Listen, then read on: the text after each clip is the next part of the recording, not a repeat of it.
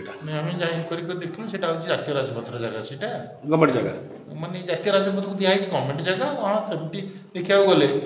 ସେ ଜାତୀୟ ରାଜପଥ ବି ଗୋଟେ ସରକାରଙ୍କ ଅଧୀନରେ ତେଣୁ ସେ ଦୃଷ୍ଟିରୁ ମଧ୍ୟ ସରକାର ଜାଗା କିନ୍ତୁ ସ୍ପେଶାଲି ସେଇଟା ଜାତୀୟ ରାଜପଥକୁ ଦିଆଯାଇଛି କହିବେ ସେ ଘରଟା ହେଇଛି ଜାତୀୟ ରାଜପଥରେ ହେଇଛି ଜାତୀୟ ରାଜପଥରେ ସେ ଘରଟି ହେଇଛି ହଁ ଜାତୀୟ ରାଜପଥ ଜମି এটা যেটা হচ্ছে ব্যক্তিগত জায়গা কার নୁହଁ এটা ଗଭର୍ଣ୍ଣମେଣ୍ଟ ଜାଗା ହଁ କହିବେ କ'ଣ ଆପଣ ଇନକ୍ୱାରି କଲେ କ'ଣ ନୋଟିସ୍ କଲେ ନାଇଁ ବର୍ତ୍ତମାନ ତ ଆମେ ଆର୍ଆଇଙ୍କ ଦ୍ୱାରା ଇନକ୍ୱାରି କରିଦେଇଛୁ ଏବଂ ଆର୍ଆଇଙ୍କ ରିପୋର୍ଟ ଅନୁସାରେ ଜଣାପଡ଼ିଛି ଯେ ଏଇଟା ଜାତୀୟ ରାଜପଥ ଜାଗା ବୋଲି ପରବର୍ତ୍ତୀ ପରିପ୍ରେକ୍ଷୀରେ ଆମେ ଗୋଟେ ତାଙ୍କୁ ନୋଟିସ୍ କରିବୁ ତା କାରଣ ଦର୍ଶାଇବେ ସେ ଜାଗାରେ କାହିଁକି କ'ଣ ଘର କରିଛନ୍ତି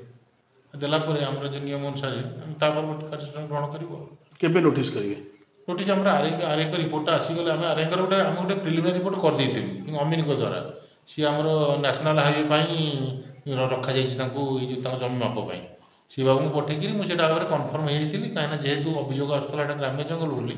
ଥର ମାନେ କନଫର୍ମ ହେବା ପାଇଁ ମୁଁ ମୋ ଅମିନ ଦ୍ୱାରା ମାପ କରି ଦେଖିଦେଲି ନା ସେଇଟା ହେଉଛି ଜାତୀୟ ରାଜପଥ ଜାଗା ଆଉ ଏବେ ଆର୍ଆଇକି ମଗେଇଛି ସେ ବାବୁ ଯିଏ ଅବରୋଧ କରିଛନ୍ତି ତାଙ୍କର ସବିଶେଷ ପରିଚୟ ପାଇଁ ତାଙ୍କୁ ଆର୍ଆଇକି ମାଗିଛି ଆର୍ଆଇ ରିପୋର୍ଟ ଦେଇଦେଲା ପରେ ଯିଏ ଅବରୋଧ କରୁଛନ୍ତି ତାଙ୍କ ପରିଚୟ ମିଳୁନି ତାଙ୍କ ପରିଚୟ ମିଳୁଛି ଯେ ଆମେ ତାଙ୍କ ଖାଲି ତାଙ୍କ ନାଁଟା ଜାଣିଛୁ ତାଙ୍କ ଡିଟେଲ୍ ମଧ୍ୟ ନୋଟିସ୍ଟା ଯାଇ ହେବନି ନା ତାଙ୍କର ମାନେ ଆଡ୍ରେସ୍ ସହିତ ସେଇଥିପାଇଁ ଆର୍ଆଇକି ମାଗିଛୁ ଆର୍ଆଇ ରିପୋର୍ଟ ଦେଇଦେଲେ ପଠେଇଦେବୁ